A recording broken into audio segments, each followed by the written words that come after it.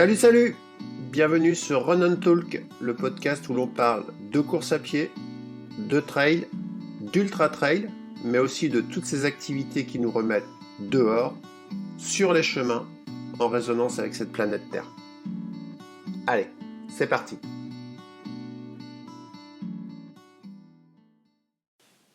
Aujourd'hui, je reçois Amandine Ferrato.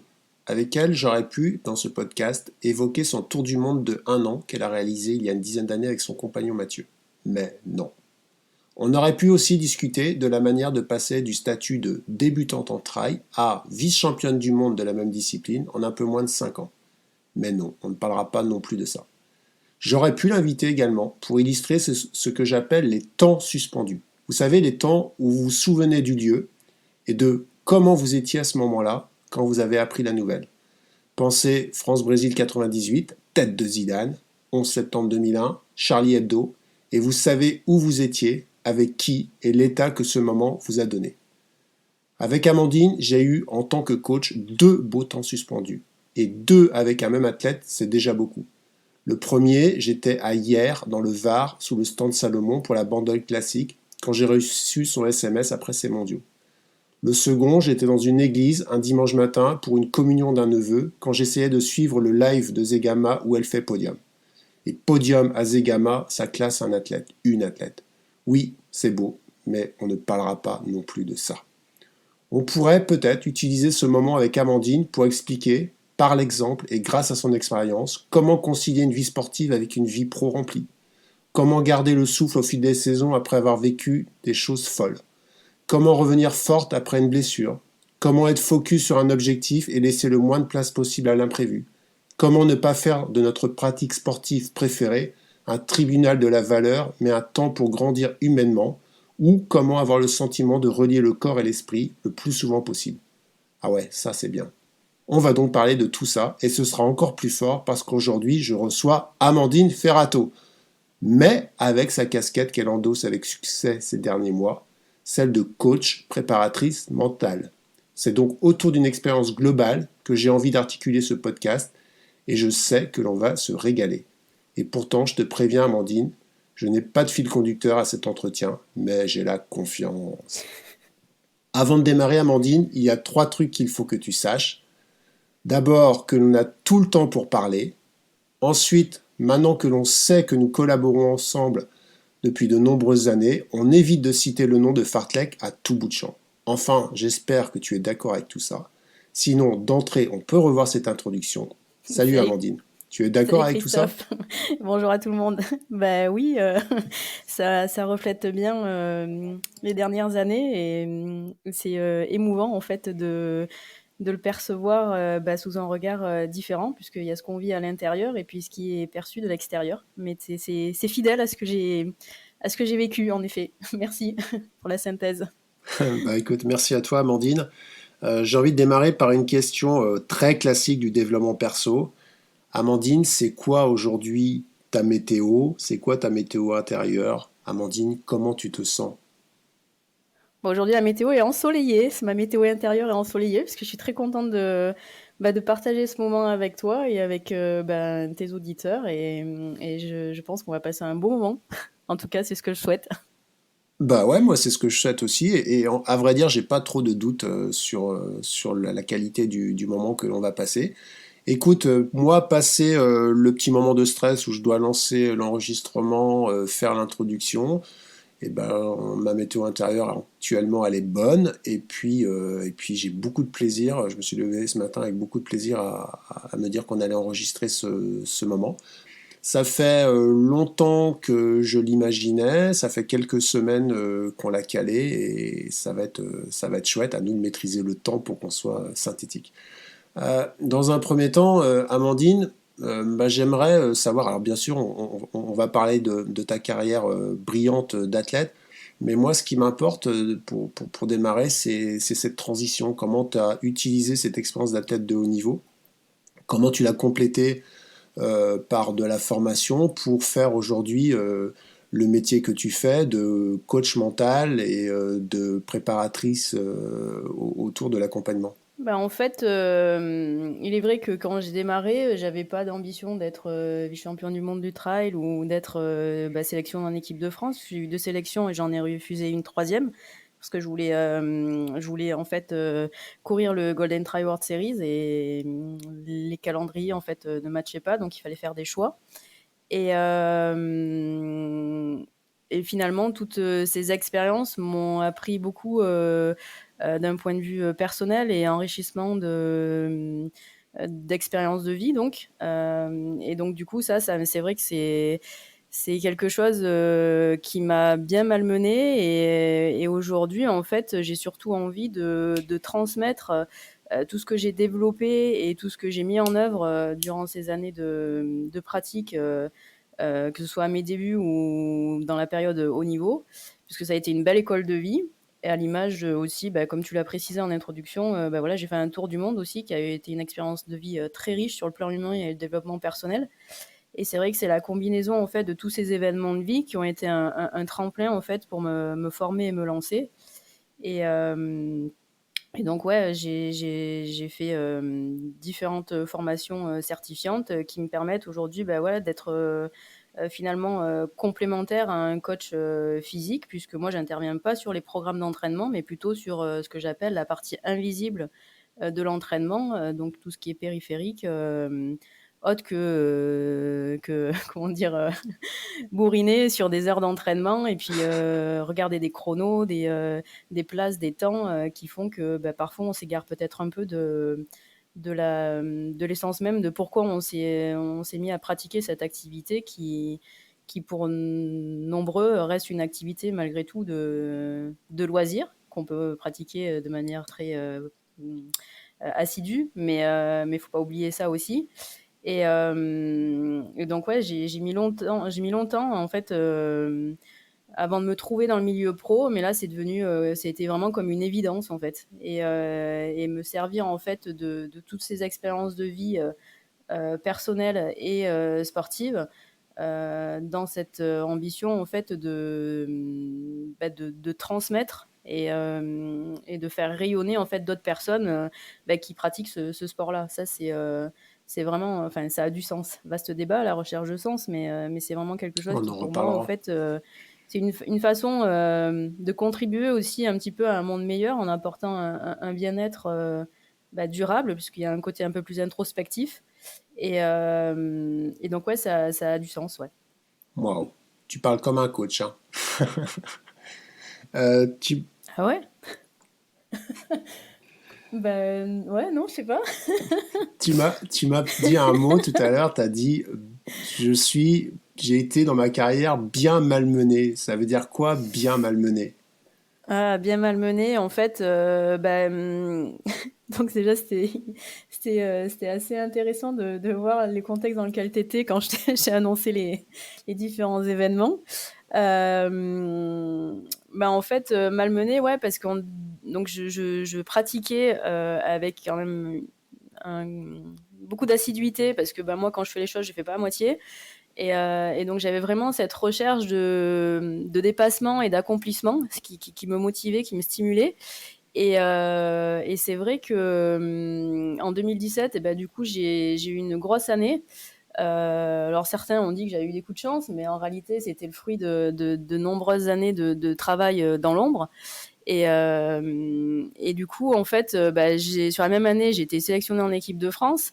En plus, ça s'est fait sur le fil du rasoir parce que une semaine avant la sélection qui était au Trail du Ventoux, j'avais encore mal au genou.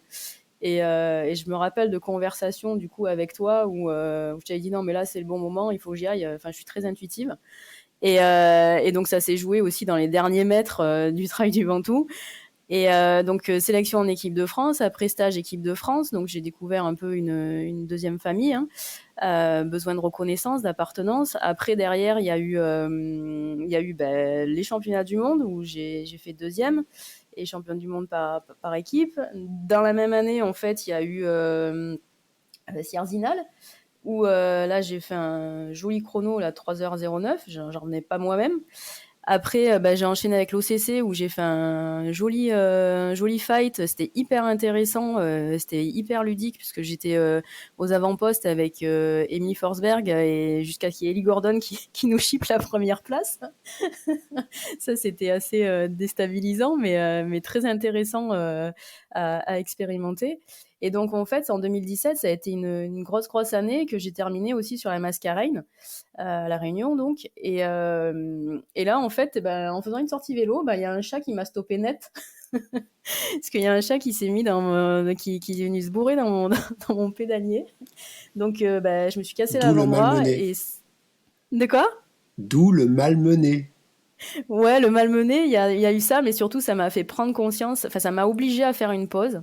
Et ça m'a fait prendre conscience un peu cette année qui a été hyper speed. Et conscience aussi que peut-être je m'éloignais un petit peu de ce pourquoi je m'étais mis au trail, en fait. Et c'est vrai que quand tu sors de l'ombre, tout d'un coup, il y a plein de personnes qui prennent conscience que tu existes. Et comme tout être humain, on a besoin de reconnaissance. Et c'est vrai que j'ai peut-être pas su faire le tri aussi sur certains aspects. Et donc 2018 a été par contre une année horrible. Horrible où j'ai eu des difficultés personnelles qui ont eu un impact du coup sur l'aspect sportif. Clairement, j'arrivais plus à m'entraîner.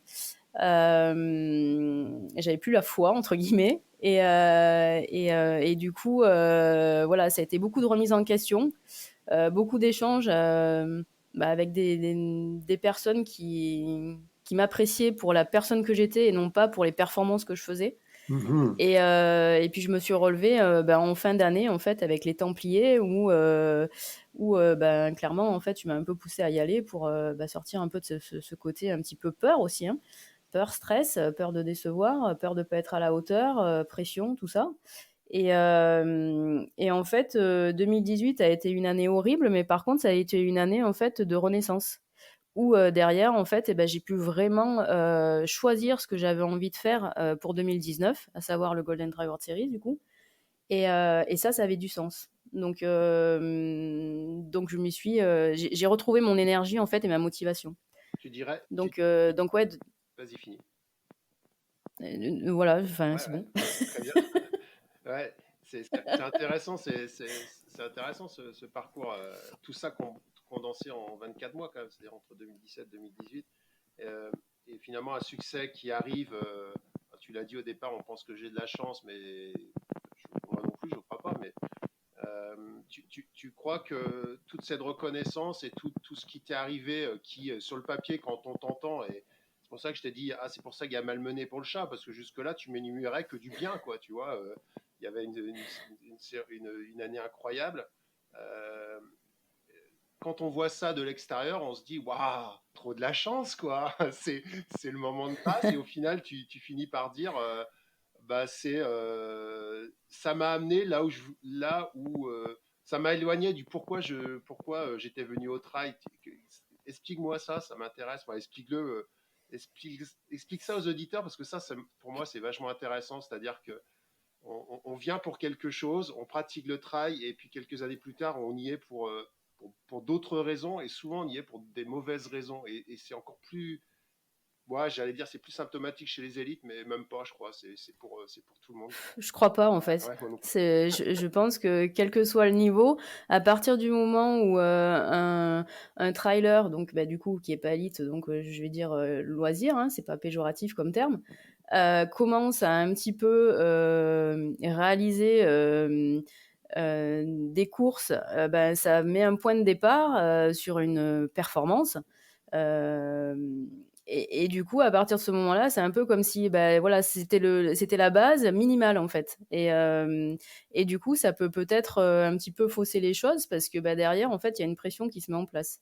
Donc même si le sportif, enfin le trailer loisir, on rencontre en fait, enfin en tout cas moi je le vois dans les accompagnements coaching que je réalise, il y a les mêmes en fait les mêmes problématiques de base que le sportif élite. et avec peut-être une pression en moins, mais finalement, le trailer loisir, il se la met tout seul. Donc, au final, ça revient au Et même, cette quoi. problématique, c'est quoi du coup? Toi, tu mets quoi comme mot derrière ça? C'est quoi les demandes ou c'est quoi les problématiques qui émergent dans ces situations au fil des saisons?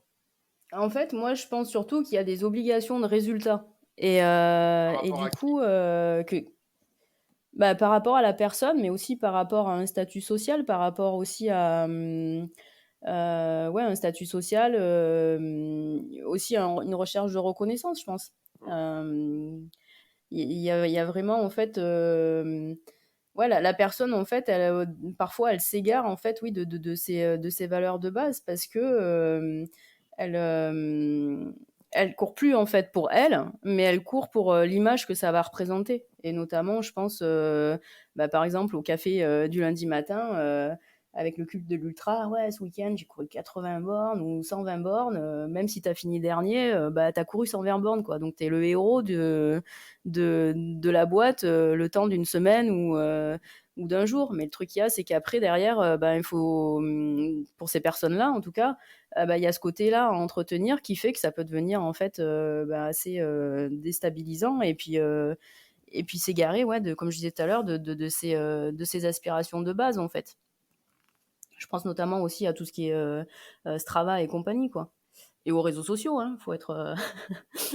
Des fois, moi, ouais, je pose la question à des coachés, s'il n'y avait pas les réseaux sociaux, est-ce que tu continuerais à courir, quoi, quand on est dans une problématique de motivation? Et c'est quoi la Parce qu'il y en réponse? a pas mal aussi qui. Eh ben, souvent, il n'y a pas de réponse parce que c'est déstabilisant comme question. Et c'est vrai que voilà, ça fait partie du coaching aussi. C'est aussi savoir poser des questions percutantes qui peuvent peut-être parfois mettre mal à l'aise, mais qui permettent aussi quand même de lâcher des choses, en fait. Et puis, entre guillemets, d'être un peu démasqué. Alors, je cherche pas à mettre mal à l'aise, hein, mes coachés, évidemment.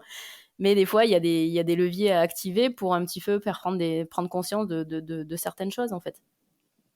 Ouais, mais non, mais je suis tout à Et fait je crois d'accord qu'on avec s'est toi. égaré de la question que tu m'avais posée de base.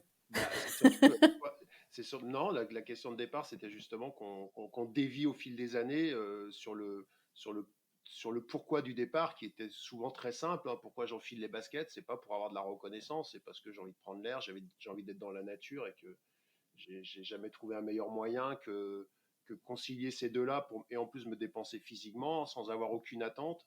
Et puis finalement, il y a quelque chose qui s'empare de nous, comme tu l'as bien expliqué, et qui fait que quelques années plus tard, on est arrivé dans une, j'ai déjà dit ça du coup dans un podcast, mais presque une PME pour faire son trail un dimanche, quoi. Mhm. Une organisation de PME, quoi. C'est Donc, clair que, ouais.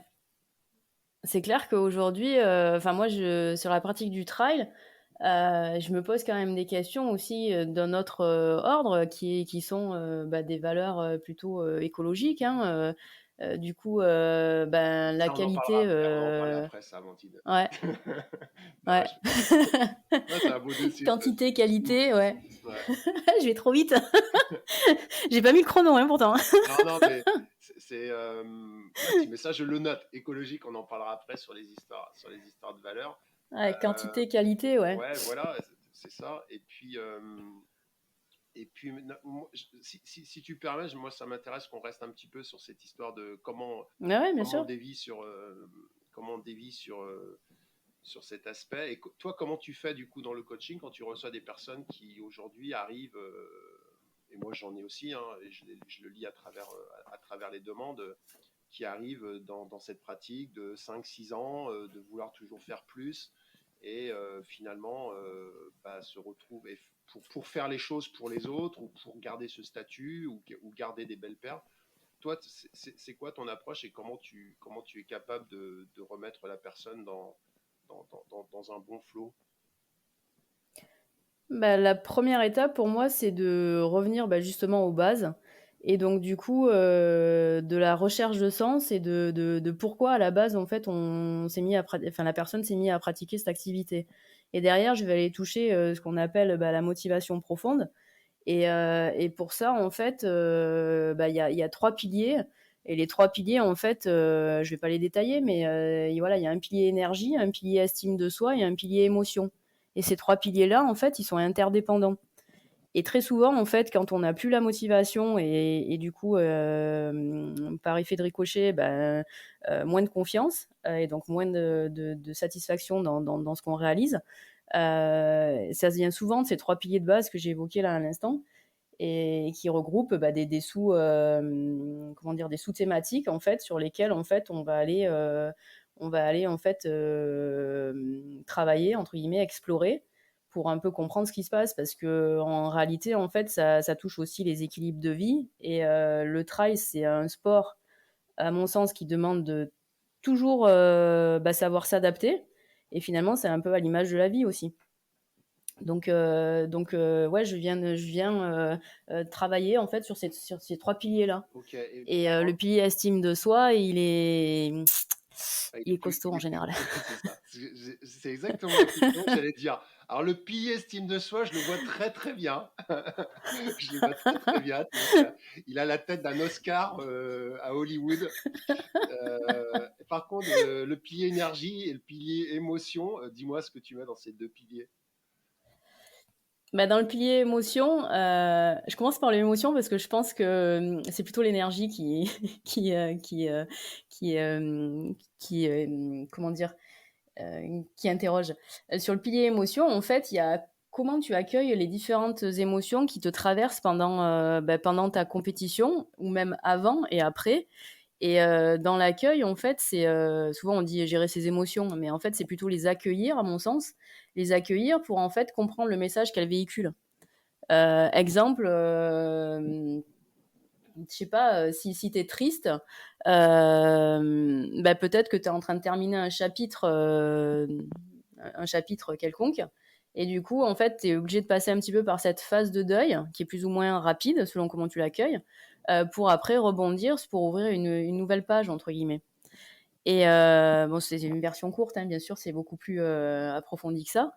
Et derrière, en fait, quand tu accueilles justement ces émotions, tu es plus apte en fait à réagir et à pas surréagir dans les difficultés qui se présentent dans ta course ou même dans l'entraînement, hein, tout simplement. Hein.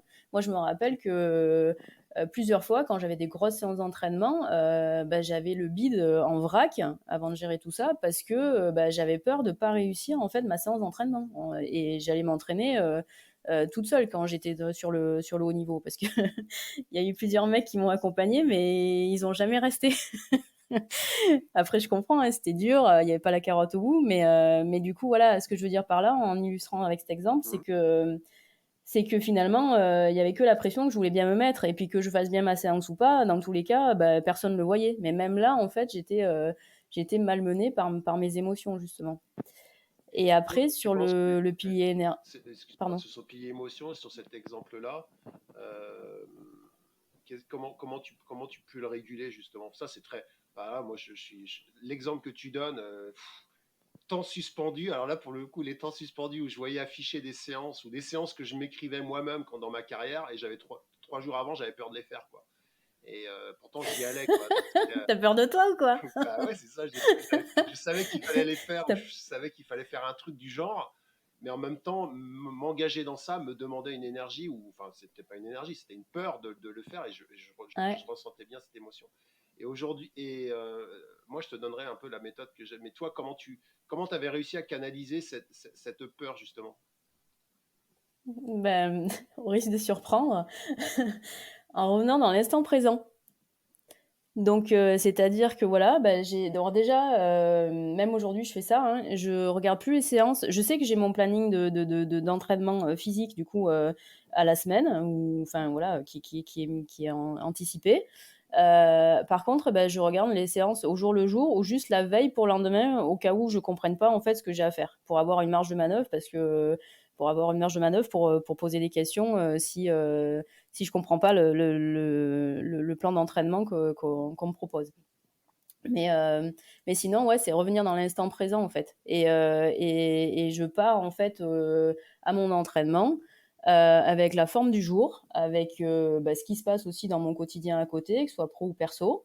Et voilà, j'arrive avec enfin, j'arrive au pied de ma séance, entre guillemets, avec mon bagage du jour, avec l'idée, en fait, de faire du mieux que je peux avec ce qui se passe à l'instant T. Et parfois, on est très surpris, quoi. Moi, enfin, en tout cas, moi, je me suis surpris plusieurs fois à faire des super séances alors qu'à la base, j'avais vraiment pas d'énergie, pas envie. Et le fait de me mettre vraiment dans la séance et de faire du mieux que je peux avec les éléments que j'ai ce jour-là, me permet en fait d'entrer aussi dans un peu un état de plénitude. Alors je dirais pas de flow, hein, parce que en entraînement, c'est rare que j'arrive à atteindre un état de flow. Il faut quand même qu'il y ait un aspect compétiteur à côté et concurrence pour atteindre ça, pour moi.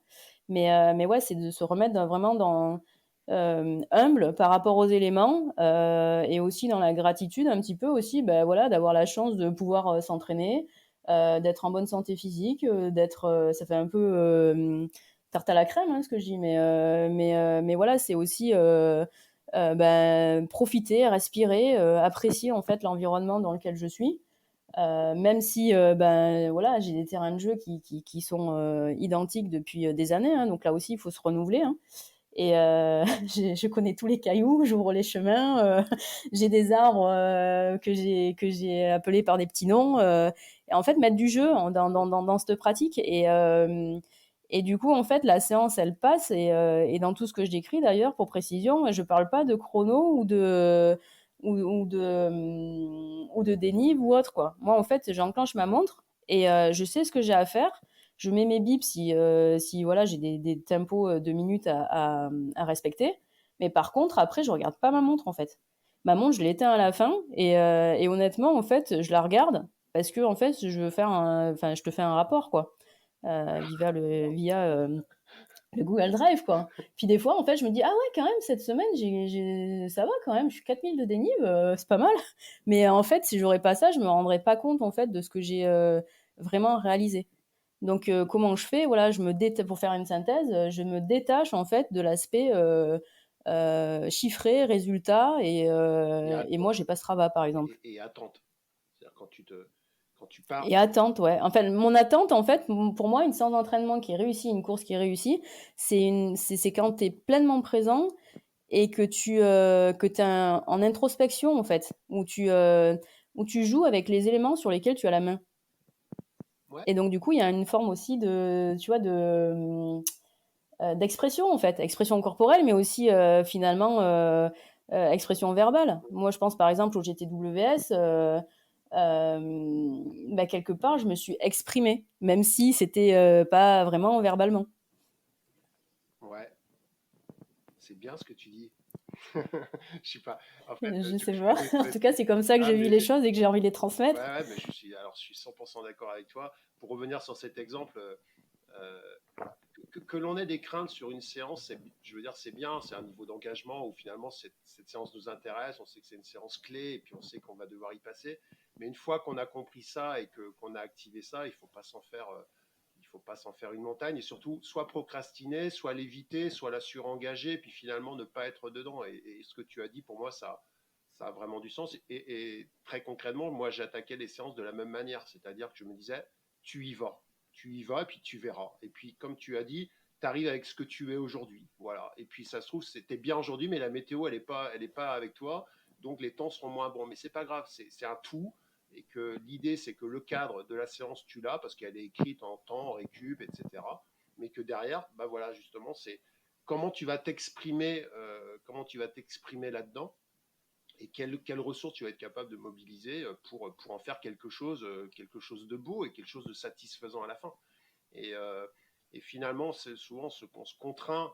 Et alors soit on a des attentes par rapport à cette séance en disant ouais, si je passe pas ci, si je passe pas ça, ça veut dire que derrière mon objectif il est foiré. Non, c'est pas un rapport de cause à effet comme ça. C'est surtout avoir l'habitude de se projeter dans des moments. Et puis c'est une bonne expérience avant une compétition. C'est-à-dire que si déjà on a peur 3 jours avant sur une séance, comment on va faire quand on aura l'objectif majeur de la saison? Moi, je Mm, pense que les routines sont les mêmes en fait. C'est-à-dire on y va, mm. on se donne confiance, on prend les éléments du jour, peut-être qu'on arrivera avec une forme moyenne, peut-être que la météo, c'est pas la météo que l'on préfère, peut-être qu'il y aura des choses compliquées à gérer la veille ou sur le départ de la course, mais de toute façon, il faut aller faire une expression. Et moi, l'expression, en fait, ce que tu dis là, après, pour moi, ça a vachement de sens aussi. Euh, Moi, aujourd'hui, j'ai envie de parler de la performance. Quand on parle de la performance, eh ben, tu vois, toi aussi, tu as un peu retiré cette notion de performance chronométrée.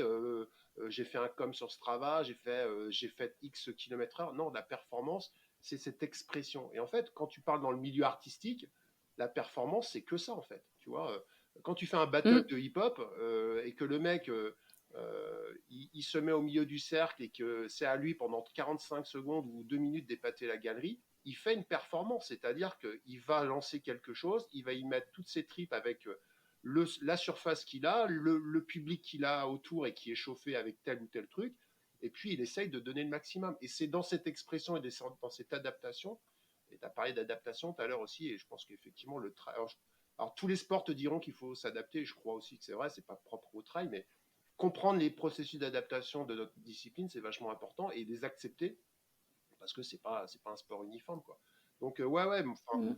alors là, bon, de toute façon, je savais qu'on aurait été d'accord aujourd'hui, hein, mais c'est bien d'enfoncer quand même quelques clous, et c'est bien que toi tu le dises et que c'est ça pas toujours. C'est bien qu'il y ait plusieurs à le dire quoi, et on ne sera jamais assez nombreux à le dire dans ce milieu de trail quoi. C'est que pour s'épanouir en trail, il faut juste s'y mettre, quoi, se retrousser les manches et puis faire quelque chose de beau, quoi. Voilà. Et moi, si on me demande de faire de la maçonnerie aujourd'hui, mon mur, il sera peut-être pas droit, mais je serais content ce soir parce que j'aurais fait de la maçonnerie, parce que c'était la première fois que je m'y mettais, quoi. Puis après, je peaufinerai. Bah, à un Mm. moment, c'est ça aussi. D'apprendre, ouais. Apprendre, D'apprendre et d'expérimenter. d'accepter de ne pas faire beau tout le temps, d'accepter d'aimer avoir trouvé la ressource nécessaire pour avoir fait moins pire que ce qui était prévu. Enfin, il y a plein de ressources pour se trouver beau, quoi.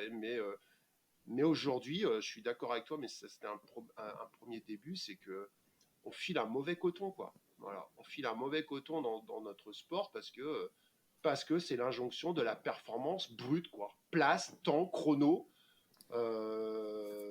J'ai pas de la galerie sur les réseaux par l'image filtrée, machin truc. Enfin, que du fake, Mm. quoi, ou que des choses qui sont une fois que même si on les a, Ah, je veux dire, même si à un moment on décroche tout ça, si on décroche la timbale, et ben à la fin on est quand même malheureux, quoi. Parce que ça demande d'avoir une timbale encore plus belle la fois suivante. Donc au final, comme tu mm. dis, être en introspection et se retrouver face à soi et à sa propre compétence, c'est pas mal, quoi. Je reviens en fil. Alors, on a parlé Mm. du pilier estime de soi, du pilier émotion, je l'entends bien. Et l'émotion, effectivement, ça se travaille au quotidien, ça se travaille dans l'approche Mm. d'un événement majeur. Je parle beaucoup, mais j'ai encore une petite réflexion par rapport à ça, et après je te laisse parler. Tu vois, par exemple, en ce moment, il y a les crosses scolaires. Et du temps que j'entraînais les jeunes au cross, c'est une charge de stress énorme, un cross scolaire pour un sixième ou un cinquième. Ils se retrouvent avec 150 gamins au départ, un mec avec un pistolet, tous sur la même ligne de départ qui fait 50 mètres de large, mais 100 mètres plus loin, elle fait plus que 10, des points, Mm. etc. Et en fait, cette émotion, moi, je travaille beaucoup sur ça, justement, dire allez-y, et et même ma fille, elle était paniquée par ce départ. Et en fait, c'est une bonne expérience qui sert après dans le milieu professionnel pour plein de choses, c'est-à-dire apprendre, prendre son émotion, la comprendre et puis en faire quelque chose et puis la poser quelque part et se dire bon, j'ai compris, il y avait un enjeu, mais après, maintenant, j'y vais, quoi. Et moi, j'essayais d'en faire quelque chose aussi pour que bah, quand ils auront les euros du bac, eh ben, peut-être Mm. cette émotion, ils sauront faire quelque chose et ils n'auront pas une crise d'angoisse face au jury, quoi. Parce que le cross leur a donné euh, des outils, tu vois, pour en Bah, faire quelque chose, quoi. ouais, des outils, des armes, ouais. Mmh. Mm. Des armes, ouais, plutôt, ouais, ouais. Pilier estime de Mais soi, c'est vrai qu'en plus, émotion. juste deux Ouais. secondes, c'est vrai qu'en plus sur les départs de cross, bah, moi ma hantise quand j'en faisais, c'était de me prendre des pointes dans les genoux Ah en ouais, fait et ah d'être ouais. blessée et de plus pouvoir en fait courir quoi. Bah, c'est un côté Et, symbolique en euh, et plus en des plus, pointes, tu vois, c'est ouais, ouais, ouais, bien sûr. Mmh. des pics de vie quoi, Ouais, c'est ça, des pics des aiguilles. de l'agression, ça rentre dans ton corps, dans ta chair. Enfin, Ouais. ouais, t'as Puis plus en plus chez vous, il y a la difficulté en plus qui fait pas beau, donc du coup en plus il y a de la boue. c'est fait. Il y a du vent, il y a de la pluie. Ouais, c'est ça, du cross, quoi. Voilà. Il y a du cross. Voilà. Et puis, Dans le sud, les crosses, ils sont secs, tu vois. il n'y a pas de distanciation sociale, c'est-à-dire que tu es compressé, tu prends des coudes, voilà, non, mais Hein. c'est sûr. Tu veux pas parler de Ça, il y a la notion... Pardon. Vas-y. Il y a la notion aussi d'appartenance, puisque du coup, quand tu fais les crosses, tu cours avec un maillot, donc tu t'appartiens à un groupe, ça te donne une identité aussi, indépendamment du fait de la prestation personnelle. Ah bah ouais, c'est sûr. C'est une bonne école de vie, ouais, je pense. Mm. Après, bonne école de vie comme tous les sports, hein, mais je reviens juste 2 secondes quand tu disais que bah, tous les sports demandent de savoir s'adapter. Alors c'est vrai. Après, moi, je pense par rapport au trail, il y a cet aspect. Tu vois, par exemple, j'ai des gens qui faisaient de la route et qui aujourd'hui en fait veulent se mettre sur le trail.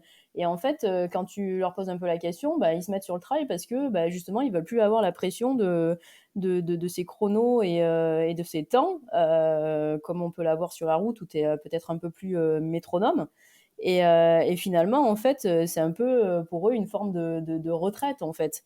Je lâche pas, mais bon, je vais quand même, moi, me mettre la pression avec faire, je sais pas moi, du 3,14 au premier kilo pour faire mon 10 bornes, après passer en 3,45, après passer en 3, je sais pas combien. Donc, il y a l'aspect, en fait, je pense que sur la route, tu t'adaptes un peu moins. Bah, Sur le trail, en fait, si tu pars avec une vision comme ça, bah, tu sautes. Hein, D'ailleurs, c'est pour ça qu'il y en a. Enfin, moi, je suis, comment dire, je suis déçue pour les personnes que je vois partir un peu comme des cadets là, et puis après sauter. Et d'ailleurs, en fait, c'est ce qui se passe aujourd'hui dans les trails pour moi. Moi, dans ce que je fais aujourd'hui, en fait, je suis souvent dans le top 10 au scratch, mais je suis pas sûre que j'ai plus de compétences physiques en réalité. C'est surtout qu'en fait, j'ai une approche et une stratégie de course qui fait que bah, je me tire pas une balle dans le pied en fait dès les premiers kilomètres, quoi. évidemment. Et donc c'est vrai que bah ça demande de l'adaptation. C'est dans ce sens-là en fait que je parlais Ah, je suis d'adaptation. d'accord. Ouais. Et sur Non, mais un autre aspect aussi pardon, excuse-moi. ah, vas-y. Sur un autre aspect où tu parlais voilà de côté réseaux sociaux, fake et tout ça, il est vrai que bah moi pour la première, hein, je suis sur les réseaux sociaux. Mais oui, alors le truc qu'il y a, c'est que quand comment dire, quand tu es un peu plus sincère dans ce qui se passe, bah finalement en fait les gens eux ils veulent consommer et ils veulent en fait du beau. Et quand tu dis quand tu pointes du doigt un petit peu des difficultés, bah c'est vrai que tu les mets mal à l'aise.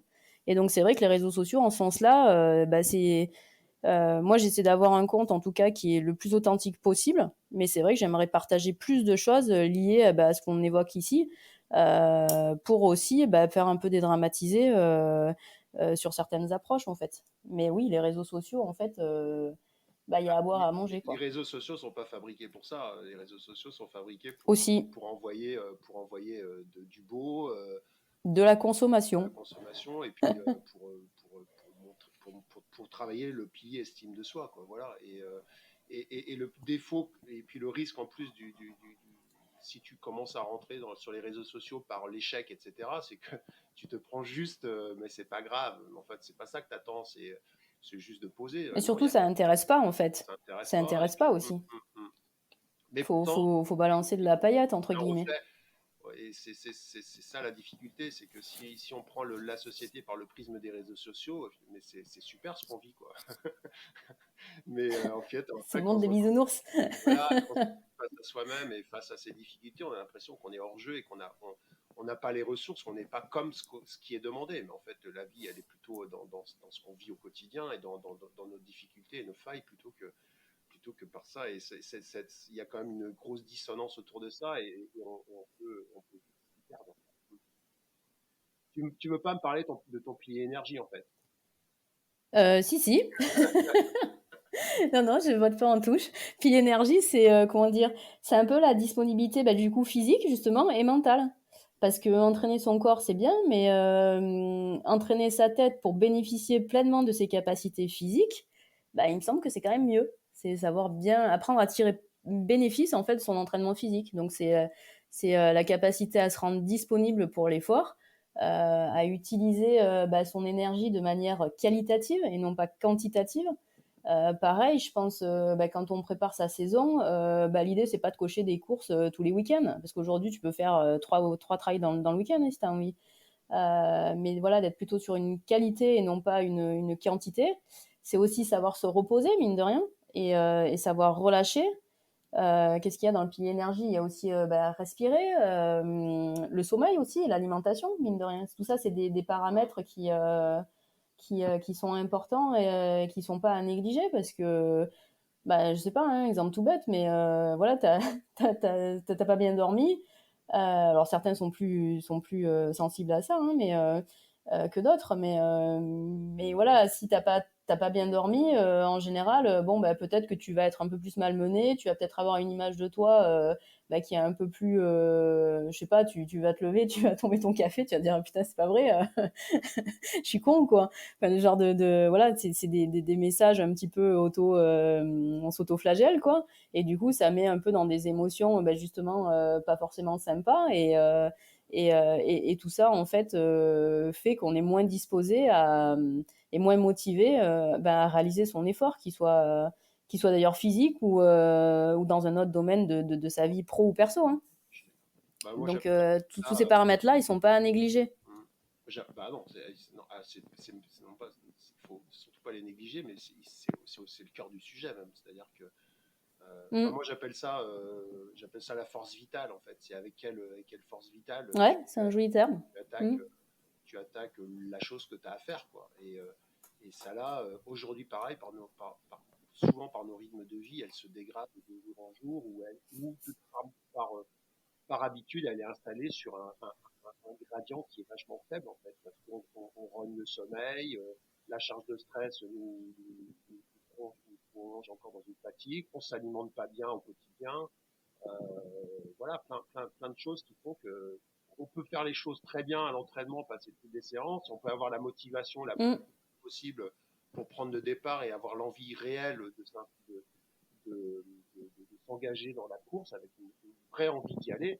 Sauf que ça va nous sauter, la force vitale va nous sauter à la figure au bout de 3 heures parce qu'on a zéro énergie.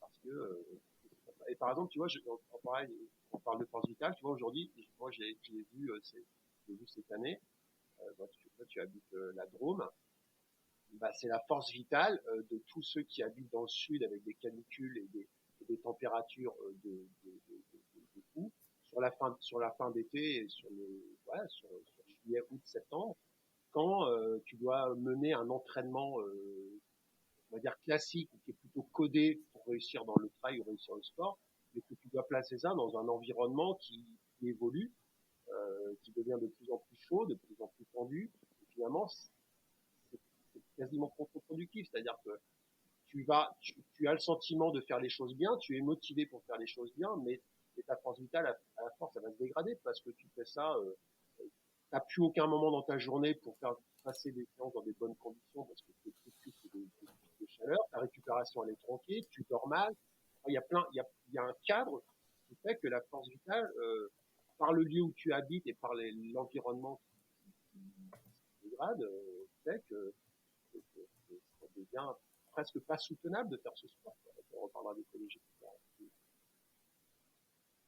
Mm.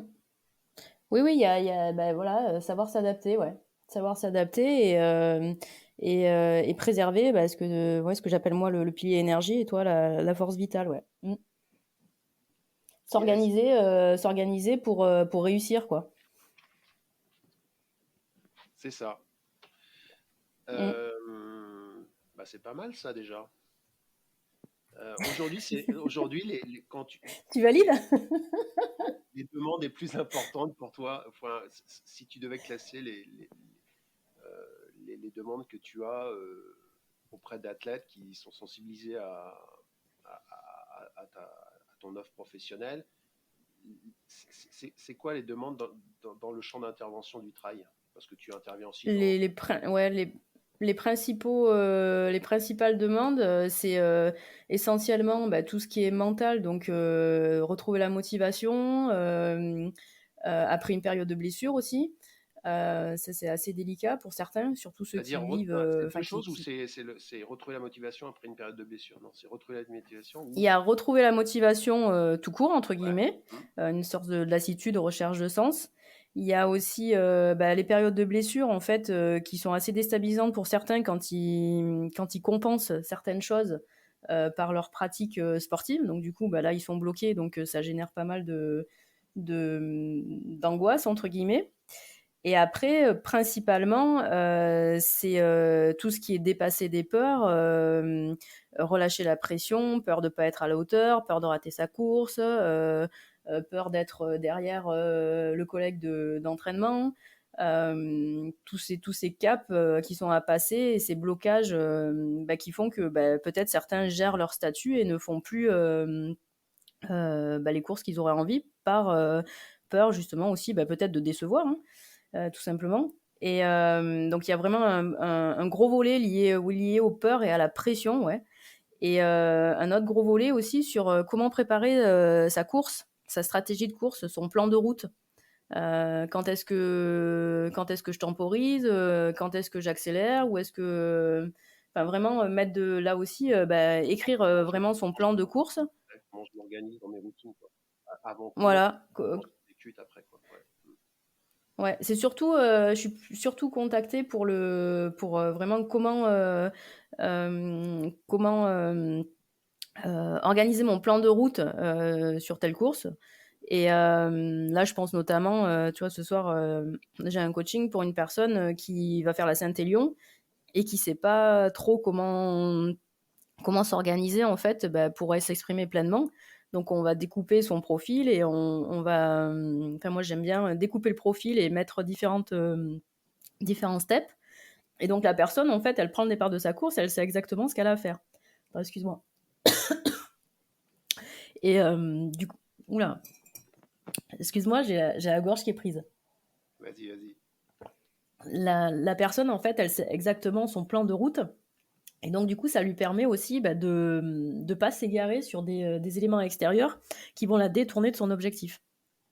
Donc ça, c'est souvent après, ça enclenche sur aussi, comment dire, dégager des axes d'amélioration après la course et aussi comment s'organiser avant la course sur les différents éléments pour justement mettre toutes les chances de son côté dès le départ. Parce que en fait, la course, elle commence pas au moment où le départ est lancé, elle commence bien avant.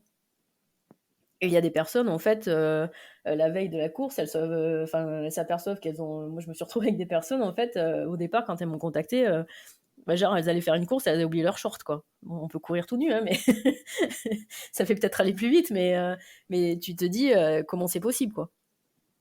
Ou des personnes Alors qui, par comment exemple, c'est font des possible? entraînements.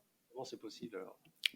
Bah, c'est possible dans le sens où, en fait, la personne, elle est tellement happée par d'autres éléments de sa vie perso, pro, tout ça, qui font que finalement, elle en oublie les basiques, en fait. Donc, moi, je sais que je préconise souvent une routine d'organisation qu'on met en place. Et par exemple, à titre personnel, moi, je suis capable de finalement décider de faire une course. Alors, ça m'arrive très rarement, hein, mais décider de faire une course à 10 heures pour un départ à 14 heures. Et en 10 minutes, en fait, tout est prêt et j'arrive et je suis pas du tout stressée. Et tu fais Et ça je comment? sais exactement. Pardon? Tu fais ça comment à titre individuel? J'ai une routine d'organisation que j'ai mis en place, notamment avec le GTWS, parce que il y avait beaucoup de déplacements et notamment à l'étranger.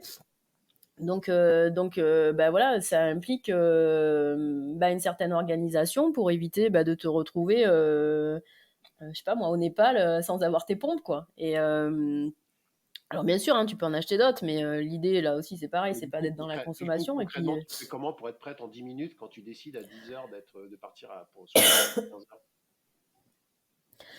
concrètement, en fait, je me suis fait un sac, j'ai un sac de course. pas pour aller à Leclerc hein, ou à Géant, Là, un sac de course où en fait j'ai réparti des compartiments dans le sac à l'intérieur où je sais exactement où sont mes affaires avant course, où sont mes affaires après course, où sont mes affaires de course et je me suis fait aussi tout bêtement hein, une checklist en fait dans mon téléphone où je balaye voilà, j'ai mis des sous-répertoires avant course, après course, pendant la course. Et donc, en fait, j'ai mes routines comme ça qui font que je sais exactement où et quoi et ce dont j'ai besoin, en fait. ok, ouais, voilà. Bah, C'est des choses très simples, hein, ouais, et très basiques, hein, pour moi qui me paraissent évidentes, mais au travers des personnes que j'ai accompagnées, je me suis aperçue que c'était pas si évident que ça. c'est Le nombre clair. de personnes, en fait, qui font leur sac la veille de la course, bah, finalement, il te manque des barres ou il te manque quelque chose, bah, t'as pas de marge de manœuvre, en fait. Hum, Moi, souvent, en fait, si j'ai une course le dimanche, bah, je vais préparer mes affaires au plus tard le lundi. Pour déjà me mettre dans la course, pour vérifier que j'ai bien ce dont j'ai besoin. Voilà, j'ai des petites recherches de confort. Hein. Il y a des fringues que je préfère à d'autres. Donc, du coup, bah, tout bête, hein, mais voilà, la machine, elle sera faite pour avoir le short que j'aime bien. Parce que ça fait partie aussi du confort pendant la course, d'être bien dans ses pompes. Donc il y a tout ça, ouais. Et puis pareil aussi, s'organiser, c'est aussi, ben, par exemple, moi, je vais préparer, si la course elle est dimanche, le vendredi matin ou le jeudi soir, ben, je vais préparer un petit peu, ben, savoir un peu ce que je vais manger et même, voire même préparer par avance en fait ben, ce que je souhaite manger. Comme ça, en fait, s'il y a un imprévu, ben, j'ai plus qu'à piocher dedans et puis c'est réglé, quoi. Je m'élimine, en fait, des sources de stress inutiles. hum.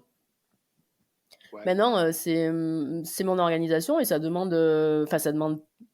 rien, en fait. Et surtout, moi, je pense qu'il faut faire des choses simples. Parce que si tu fais des choses, en fait, qui sont compliquées à mettre en œuvre, sur du long terme, tu lâches l'affaire parce que, ben, voilà, il y a les obligations et les contraintes de la vie qui font que, ben, tu as tendance peut-être à dire ah, c'est pas grave, je mangerai plus tard, ou bon, bah, c'est pas grave, là je grignote, ou ah bah là il faut que je termine ça, bah, tant pis, je dormirai plus tard. Non, c'est pas ça. hum. Ah, mais ça, je suis d'accord. C'est vraiment anticiper, s'organiser pour réussir, ouais. Ouais, je suis d'accord avec toi, hein, cette histoire de faire les choses simples. Ce que tu énumères, c'est vraiment simple. Et pourtant, c'est tellement simple qu'on le fait pas et ça nous cause des soucis sans nom le jour de la course, quoi. Ouais, je vois, je suis ouais, désolée en fait pour quand je vois les personnes en fait. Ouais, je les vois stressés avant le départ de la course, ils courent dans tous les sens. Enfin, moi, même des fois, je me dis, putain, mais comment ça se fait que je sois aussi zen, quoi. Ouais. Bah non, mais Donc, ça et m'étonne quel que pas, soit moi. le niveau de la course, en fait. Ouais. Ben moi, je pense que j'ai fait la même chose que toi. J'avais le sac, moi, je l'avais plutôt en tête, mais moi, je balayais mentalement tout ce que j'avais besoin. Je ratais pas grand-chose. Mais par contre, j'avais un sac fourre-tout. J'avais serait-ce que les, les, les, les épingles pour le dossard, quoi. Enfin, le sketch Hmm. des épingles pour le dossard avant course. Ah ouais, ça. Ok, les gars, depuis quand que vous courez, quoi? Comment ça, l'organisateur file pas des épingles? Non mais, enfin, Hmm. faut arrêter. Il va te filer des chaussures bientôt aussi. Et Ouais. ouais, Ouais, non, c'est être autonome. Et c'est c'est vrai savoir que, bah, prendre de l'autonomie. Et puis effectivement, même dans l'autonomie, c'est par exemple, qu'est-ce que je mange la veille quand la route à faire, si c'est pour courir sur un resto pour une bouffe qui est pas satisfaisante et qui correspond pas à l'effort qu'on aura le lendemain, c'est dommage de plomber ça alors qu'il suffit juste de cuire son riz et amener son thon dans son Tupperware hmm, et s'arrêter sur une aire d'autoroute et ça satisfait le truc. Il faut juste faire quoi, il faut juste prendre le hmm, temps de le faire plutôt que de miser sur on va se débrouiller et ces histoires de on va se débrouiller, ça finit toujours par dévier et puis on perd un temps fou et hmm. une énergie considérable. Donc non mais c'est bien que Surtout de l'énergie, ouais. c'est pour ça que je te poussais un peu dans la méthode Ouais. outil parce que c'est bien. Des fois, on théorise des choses et on a l'impression que waouh, si je fais appel à un coach prépa mental, il va me faire un truc incroyable. Oui, parfois il y a des choses un peu Alors oui, il y a malgré tout bon sens, quoi, et remettre du bon sens au cœur du sujet et commencer par faire des choses simples, stables, pérennes, plutôt hmm. que créer une structure ouais, qui à la base est jolie mais qui est insoutenable, quoi. Et ça, Bah, en fait, ouais, ça c'est je. poser les bases pour après, bah, justement, grimper dans le. Après, c'est plus aller justement dans la gestion de la douleur, comment dépasser des peurs, tout ça. Mais à la base, si déjà justement les bases sont pas stables, bah, c'est quand même compliqué. Voilà, il faut avoir des fondations solides pour après, derrière, pouvoir gérer aussi le reste. Et tu vois, tu me parlais du pervoir de riz et de thon. Je pense notamment à une coachée qui est avocate au barreau et qui fait des ultras. Et elle a un mental de fou, hein, je suis en admiration. Euh, Par contre, en fait, elle faisait le déplacement. En plus, elle est sur Paris. Et du coup, par exemple, elle a fait le Nice by UTMB. Et en fait, au départ, elle était dans une optique de faire le trajet en fait la veille de la course, quoi. Et même si elle l'a fait euh, autrement qu'en voiture, ben, pour moi, ça, c'est un contresens parce que bah, t'es assis, tu fais des longs trajets, tu t'acclimates pas. Bon, là, il n'y a pas trop d'acclimatation, mais quoique de Paris à Nice, il y a quand même Ouais. des températures différentes. Hein. Mais bon, je veux dire par là qu'on n'est pas non plus en haute altitude. Mais du coup, ouais, faire le déplacement de la veille de la course, par exemple, ça, pour moi, c'est une grosse erreur, quoi. Et c'est dommage parce que du coup, bah, t'es pas vraiment dans ta course. En gros, en fait, alors je comprends, en plus, elle est maman de 3 enfants, donc elle a sa vie de femme, elle a sa vie d'épouse, elle a sa vie de maman, elle a sa vie professionnelle qui est très prenante.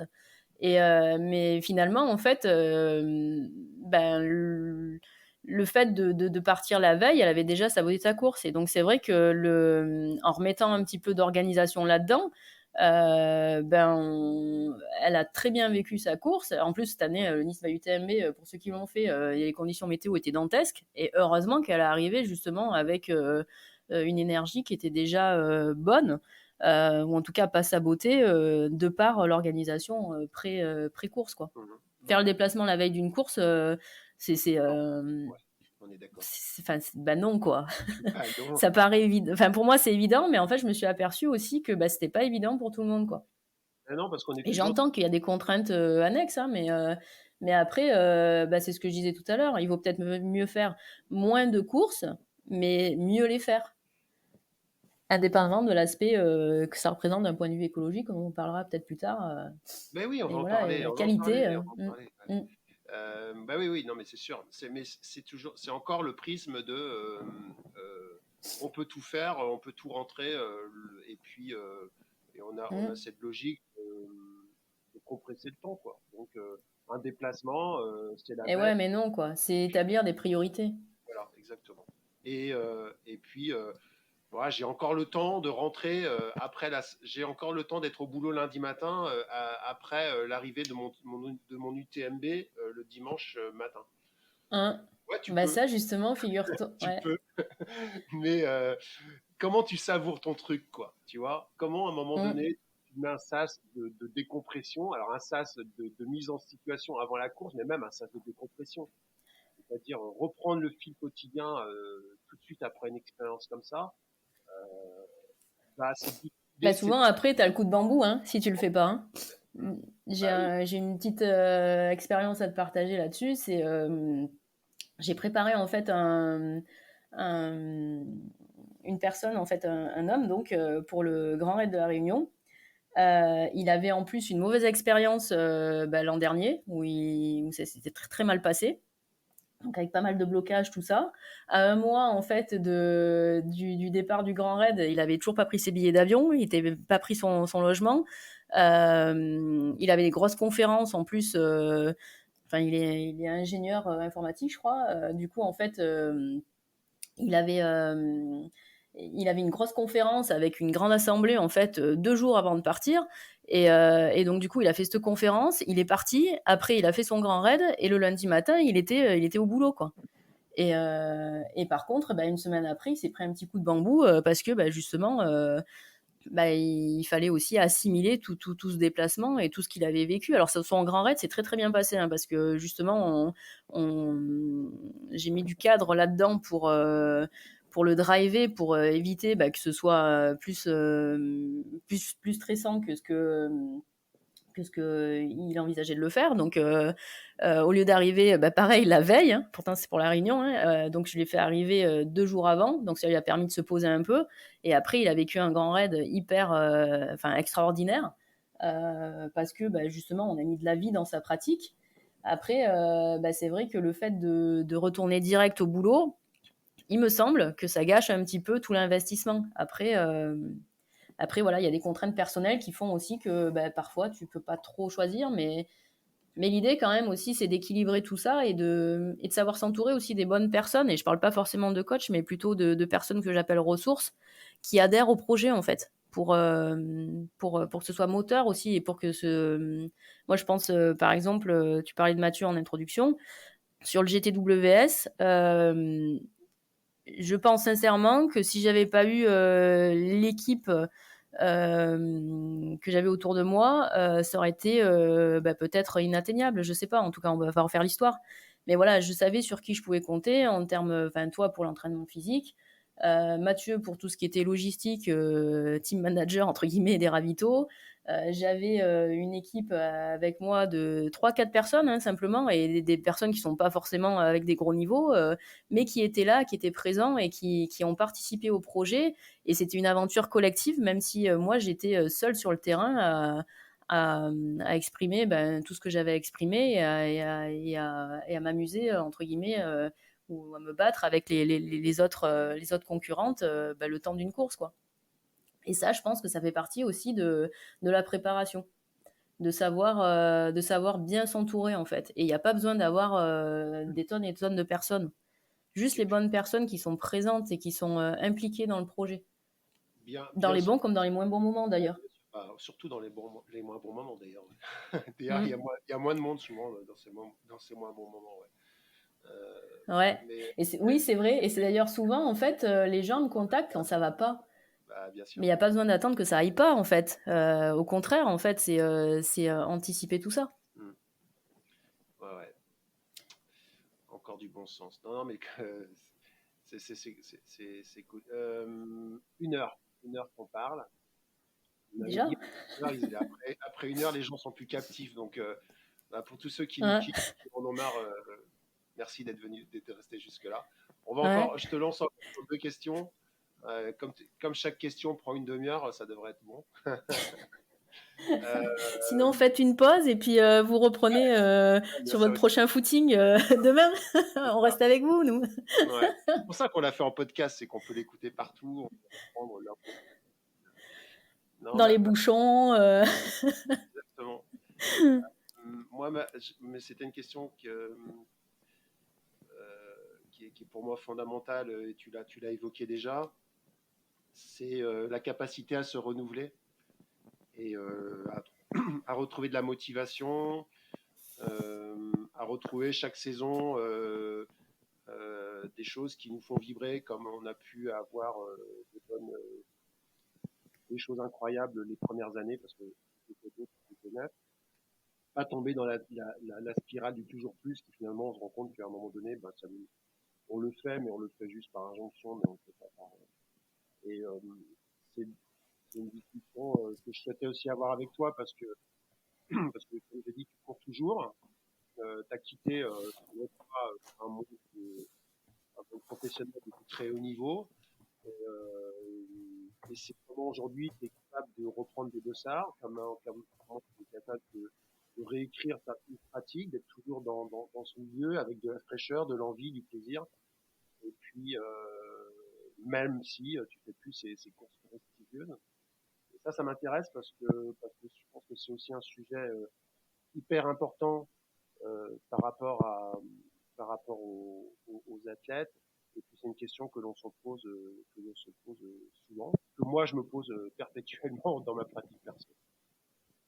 Et du coup, j'aimerais un peu t'entendre là-dessus, à la fois dans ton expérience personnelle, mais aussi forcément comment t'amènes les gens dans la réflexion pour un peu revoir leur façon et se renouveler dans leur sport. Bah, souvent, en fait, c'est surtout une vision des choses.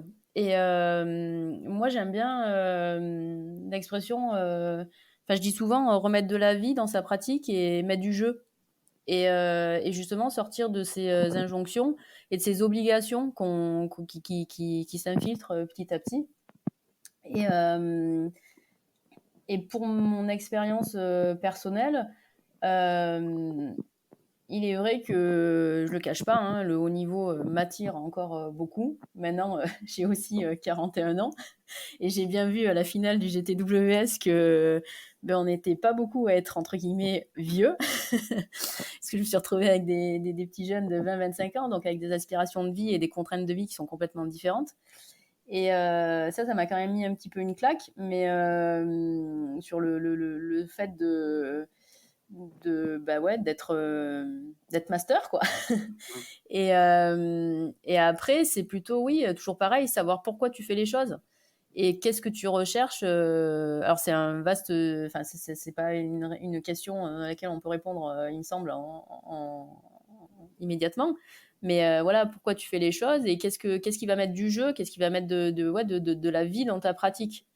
Moi, je sais que cette année, je me suis orientée vers un challenge dans le sud parce que j'avais envie de redécouvrir en fait les terrains de jeu de là-bas, parce que j'avais envie de soleil, parce que j'avais envie de retourner un petit peu aux sources et parce que j'avais envie aussi de rencontrer en fait du monde et puis aussi malgré tout de montrer que j'étais accessible même si j'étais partie sur des strates élites. Et c'est le contact avec les personnes en fait qui m'anime. Moi, je suis très dans l'humain, donc c'est ça qui m'a stimulée cette année. Maintenant, je te cache pas que 2023 arrive à grands pas et que je suis en train en fait de voir un petit peu comment je peux organiser ça parce que j'ai envie de continuer. Maintenant, en fait, j'ai envie de continuer en respectant aussi certaines valeurs. Et peut-être que ça passe pas, enfin, c'est même sûr, ça passera pas par du haut niveau parce que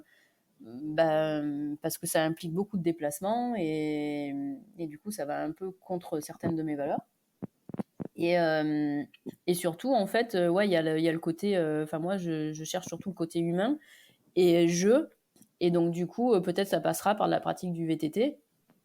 Mais voilà, c'est toujours rester au contact, mais en mettant plus de jeu et plus d'envie et de sens en fait dans sa pratique et avoir la capacité, comme tu le dis, à se renouveler en se détachant aussi voilà, du candidaton en fait. Moi, je me suis retrouvée sur des courses, par exemple, cette année où en fait j'entendais putain, mais qu'est-ce qu'elle fait là, elle a rien à faire ici, quoi. Ouais, c'est tout ce que tu penses, mais en vrai, qu'est-ce que tu fais là toi aussi, quoi. Ça, ouais. Donc, c'est. Alors, je peux comprendre que je dérange, hein, mais, mais il y a de la place pour tout le monde, en fait. Et ouais, c'est de continuer à s'amuser, en fait, chercher le jeu. La vie, ouais, life is a joke, quoi. La vie, c'est un jeu. Et quand tu pars là-dedans, il y a des difficultés qui deviennent un petit peu des passages obligés, mais qui te permettent aussi d'envisager les choses différemment et donc ouais, d'y mettre encore une fois de la vie en fait. Et ce côté jeu en fait permet de dédramatiser aussi certaines situations. Qu'est-ce qui ferait Donc aujourd'hui? sur le renouvellement, Tu pardon. as démarré au départ en disant que le haut niveau te fait toujours envie. Qu'est-ce qui te fait encore envie aujourd'hui dans le haut niveau? Le dépassement que ça demande. Le dépassement, l'accomplissement, les émotions, ça c'est des choses que j'ai du mal à retrouver si je me mets pas entre guillemets la misère quoi. Et je pense ouais, aux émotions à l'arrivée du championnat du monde. Tu comprends même pas ce qui t'arrive, tu es dans un état de flow, il y a rien qui peut t'arriver. En fait, je sais pas, tu vas accélérer, t'accélères, tu as besoin de ralentir, tu ralentis, t'as un mental d'acier, ouais, t'es fort, quoi. T'es fort mentalement, t'es fort physiquement. Cette notion de... Ouais, c'est un peu nombriliste, hein, mais ce côté, ouais, accomplissement, dépassement de soi, en fait, quand j'ai commencé à bosser avec toi, j'ai compris comment structurer aussi. Enfin, j'ai compris aussi que le trop était l'ennemi du bien. Et donc être plus dans la quantité, mais justement dans la qualité. Et du coup, ça ouvre des portes sur des introspections et des aventures intérieures extraordinaires. Pareil à Zegama. Mais Zegama, même quand j'en parle, là, ça me donne des frissons, quoi. C'est la montée à Sancti Spiritu. Je me rappelle, c'était même pas punaise, comment je vais faire pour grimper ça, mais comment je vais faire pour passer, quoi, avec le monde qu'il y avait, quoi. Et même à un moment donné, en fait, je me rappelle, j'étais même presque tétanisée parce que je me disais, punaise, mais si tu veux partir là, en fait, tu peux pas. Il y a du monde partout, tu peux pas t'échapper, quoi. Bon, la liberté pour moi c'est hyper important, mais donc du coup voilà, dans la montée de Santi Spiritu, j'étais pas en train de me dire il faut que je monte le mieux vite. J'étais en train de penser à tout ça et aussi à pas me griller parce que du coup t'es tu peux vite te laisser emporter par la foule, par les cris, les encouragements, et donc t'égarer de ton rythme de course, enfin celui dont tu as besoin à ce moment-là, quoi. Mais tout ça, c'est comme mon tour du monde, ouais. On peut pas me l'enlever, en fait. Puis même le raconter, j'ai du mal à trouver mes mots parce que j'ai vécu l'expérience de l'intérieur et c'était tellement fort, en fait. Et tout ça, ouais, ça m'attire, ouais. Et ce genre d'émotion, puissance 10 000, en fait, je le trouve pas dans un niveau, je sais pas comment dire, dans des prestations, dans des courses de moins grande envergure, en fait. Ouais, mais c'était ma Moi, en question. tout cas, je le trouve pas. Ouais. J'ai un accomplissement qui est différent. Ouais. Mais personne le trouve. Enfin, on peut le trouver. C'est pas le lieu qui détermine où on va chercher les choses. Il y a pas, c'est pas tout. Il faut faire Zegama pour vivre des émotions. Ça dépend où tu y es. Et puis, Non, non, bien sûr que non. J'en ai vécu aussi au marathon du Mont Blanc. Enfin, ouais, oui, évidemment. Par c'est, contre, il y a un environnement qui fait que c'est quand même plus, ouais, c'est plus vivant, quoi. Ouais, je sais pas trop comment exprimer. ouais, si, j'entends. Je crois que t'as bien exprimé les choses. Moi, ma question, c'est, mais dans une carrière, des moments comme ça, t'en as vécu combien? Bah, il y a eu le championnat du monde, il y a eu Zegama, il y a eu Sierzinal, marathon du Mont Blanc aussi, hein. Ça, c'est ma course. Ouais. Je sais pas pourquoi. Ouais, si, on a eu quand même quelques-uns, hein. Et à chaque fois, justement, j'étais dans ce que je transmets aujourd'hui dans mes coachings. Et il est clair qu'il n'y a pas besoin d'être dans du haut niveau pour atteindre ça. Moi, par contre, j'en ai besoin. Ouais. Il y a quand même un côté très compétitrice chez moi, que j'impose pas d'ailleurs à mes coachés, hein. Mais parce que souvent, en fait, on me dit ouais, je te contacte pas parce que moi, tu sais, je fais du travail, hein, mais bon, j'ai pas ton niveau. Bah, peu importe, en fait, le niveau. L'important, c'est ce qu'on vit, en fait. Hmm. Parce que la personne va vivre justement dans sa pratique. Non, Mais mais moi, en tout cas, ouais, j'ai besoin de cet aspect. Ouais, j'ai besoin de me démonter la gueule c'est bien. pour atteindre ça. C'est bien d'être honnête. Mais tu vois, ce que je fais dire aussi, c'est ce que j'ai envie d'entendre. Enfin, j'ai envie d'entendre. Tu dis ce que tu veux d'ailleurs, mais moi, je théorise un peu là-dessus derrière, c'est que finalement, des moments comme ça, bah, là, tu peux les compter sur, allez, les doigts de tes Il deux doit d'une mains, et main, ouais. Mm. ça se trouve avec une main, t'as fait déjà le tour. Après, il y a des choses chouettes, Mm. des choses de trans, comme tu m'expliques, Zegama et le Mm. championnat du monde.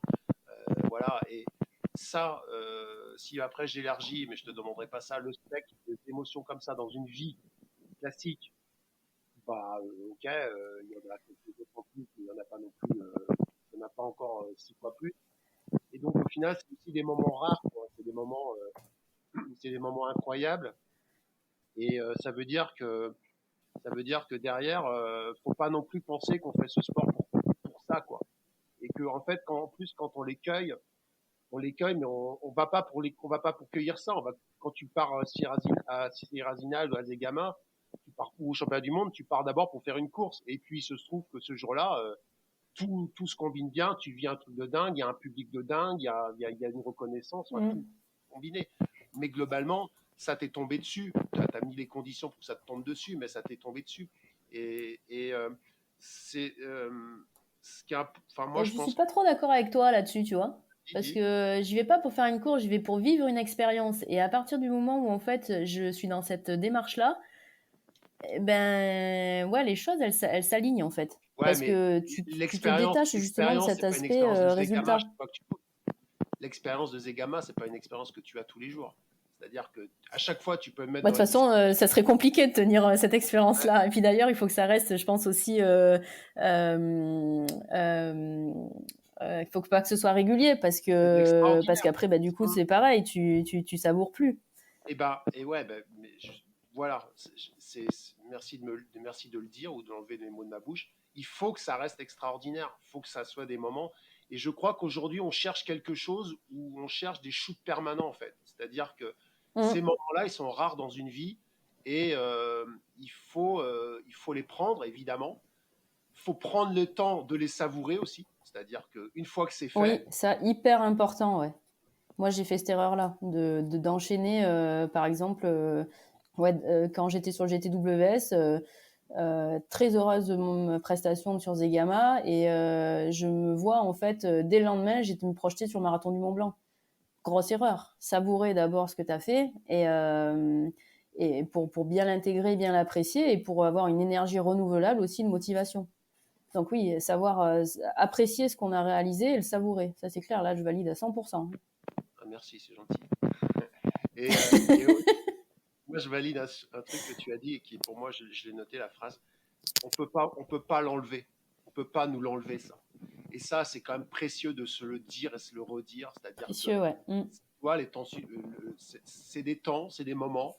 Euh, c'est pour ça qu'il faut avoir le loisir de se renouveler. Et c'est pour ça qu'il faut se renouveler. C'est qu'il faut aller chercher ses émotions, mais ailleurs que dans des moments qu'on a déjà construits. C'est-à-dire que tu reviens 3 fois à Zegama derrière. 3 fois, tu fais 3 choses différentes. Et ça fait que tu vivras jamais ce que tu as vécu à Zegama. Donc, penser qu'il faut retourner sur le lieu pour vivre les mêmes émotions, ça, moi, j'y crois Mm. pas. Se Ah non, relâcher, c'est clair. D'ailleurs, ouais, pardon. se relâcher aussi sur le fait que faut pas aller chercher ça pour aller chercher ça. Faut vivre quelque chose de différent. Puis ce sera beau, ce sera pas beau, mais ce sera quelque chose de différent. Et en tout cas, ce qui est fait, eh ben, on peut pas l'enlever. Et si vous avez eu cette chance, moi j'ai eu cette chance dans le sport, pareil.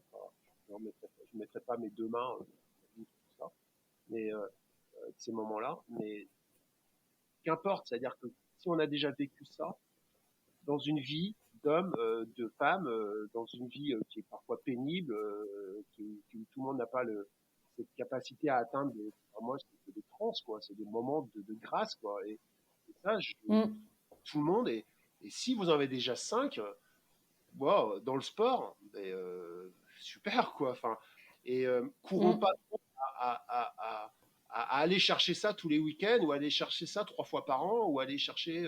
Et ça, en plus, on le prend pas par la destination, on le coche pas avec le billet d'avion, quoi, ou on ne coche pas avec la course prestigieuse. Non, c'est un truc qui va vous tomber dessus. Peut-être ce sera sur une belle course avec les choses, parce que les conditions ou le public autour fait qu'il y a un supplément d'âme. Mais moi, Mm.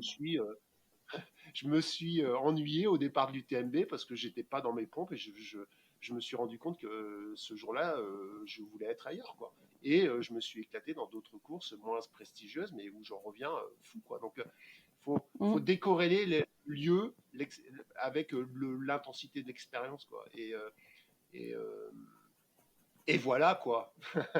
Mm. Mais c'est vrai que la vie, elle offre rarement ce niveau d'intensité qu'on peut ressentir dans ces moments-là.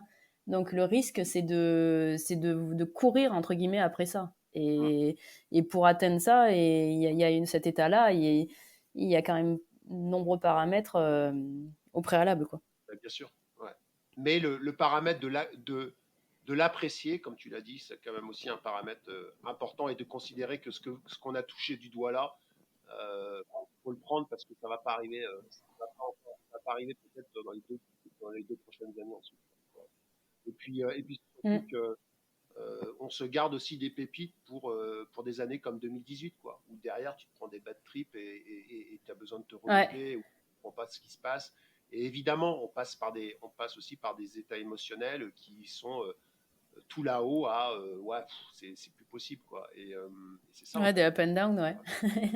À l'image des séances de côte. Amandine, tu voulais vraiment parler de l'écologie, je sens bien. Euh, je vais te permettre de. Enfin, je voulais qu'on l'attaque. Peut-être, voilà, c'est un point de vue. Hein, on va avoir des points de vue un peu personnels. Je ne sais pas si moi je donnerais le mien. En fait, j'ai une question cet été sur un off, parce qu'on fait des jeux de questions-réponses avec des athlètes. Il y avait une question qui était tu vois comment notre pratique de trail dans les prochaines années, on peut donner une échelle d'une décennie, avec les enjeux aujourd'hui, notamment l'enjeu climatique. Et j'ai été, c'est des questions qui, tu vois, on est en décembre, c'est en juillet, je m'en souviens très bien, j'ai fait une réponse, mais c'est encore une question qui mériterait d'être approfondie, et je trouve qu'aujourd'hui, il y a des entreprises qui essayent de se renouveler, se mettre face aux enjeux climatiques, il y a des citoyens chez eux, dans leur foyer, qui commencent à repenser leur mode de vie, leur mode de chauffage, etc., face aux enjeux climatiques. Mais je trouve que le trail, à part faire un peu de greenwashing, ne prend pas en compte ces considérations. Donc toi qui veux parler écologie, comment toi tu répondras à cette question? Attends, je t'entends pas bien. Tu m'entends plus à partir de C'est quoi quand? la question? Ah, ça y est, voilà. Comment greenwashing et après? Bah, comment toi tu répondrais à cette question de le trail dans 10 ans, comment il va falloir qu'on le pratique face à ce qui va Tu nous veux tomber plomber dessus? l'ambiance en fait. Ah non, c'est ton avis. Si toi tu peux donner un truc positif, moi ça va, aucun souci. Hein. Il n'y a Ouais. pas de réponse Alors toute moi façon. ouais, moi je suis comment dire, je trouve qu'on s'égare des valeurs de base. Après, ceux qui ont pratiqué bien avant moi doivent déjà en fait devaient déjà avoir ce discours-là. Il y a un truc qui me dérange, c'est la course à la consommation, en fait. Il faut avoir la dernière pompe que Kylian, il a... Elles sont sûrement très bien, hein, mais que la dernière pompe que Kylian a conçue. Il faut avoir le dernier sac machin. Faut pas citer de marque. Faut avoir... finalement, à la base, quand tu pars courir un trail, tu cherches, il me semble, hein, pour nombreux, la liberté. Donc tu mets tes pompes, tu mets ton short et tu y vas. Alors, j'admets que quand tu vas en haute montagne, forcément, il y a un aspect sécurité qui fait que tu as besoin de plus de matos. Mais quand tu regardes les départs de course, je sais pas, on prend les gros événements, voilà, l'UTMB, et moi je me dis, punaise, le nombre de pompes, le nombre d'équipements, shorts, les manchons, les manchettes, les lunettes, les casquettes, bon, enfin, on va pas tout détailler, mais en fait, je me dis, putain, alors déjà, il y a un gros business, et surtout quand on voit aujourd'hui le prix d'une paire de pompes, c'est quand même hallucinant. Et en même temps, les gens qui achètent ce type de matos, ils te disent, ah, par exemple, c'est cher le coaching, quoi. Donc, ok, tu mets ton argent où tu as envie, mais il y a un côté consommation, en fait, qui me dérange dans le trail. Et je suis bien mal placée pour dire ça parce que bah, voilà, j'ai été sponsorisée, donc du coup, j'ai mis en avant bah, voilà, des marques. Hein, C'est bien, mais du coup, je suis aussi. c'est bien de le dire, ouais, c'est bien de le dire. Ouais, ouais, non, mais après, voilà, je suis pas le super exemple, hein, voilà, j'ai fait des courses à l'étranger qui ont nécessité de prendre l'avion. J'ai mis en avant, oui, bah, des sponsors, hein, mais parce que aussi, bah, pour réaliser en fait bah, du sport élite, bah, si t'es pas un peu aidé, t'es complètement en marge. Et encore, j'étais dans une dimension minime par rapport à mes collègues de l'époque. Et justement, en fait, eh ben, je suis sortie de ça parce que quelque part, ça allait contre mes valeurs.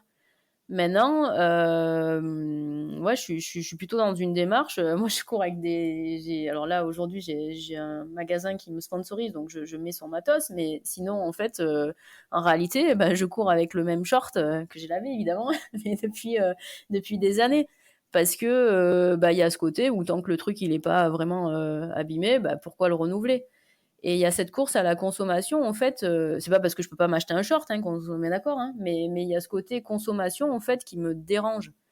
Et finalement, qui est le reflet aussi un petit peu du malaise de la société actuelle, qui est que ben, voilà, tu consommes, ça t'apporte un certain bien-être à court terme, puis une fois que tu as consommé ça, ben, il faut consommer autre chose. À l'image, par exemple, voilà, quand je disais qualité versus quantité, ben, voilà, il y a des gens qui font il faut toujours faire plein de trails, quoi. Ben non, tu peux aussi en faire.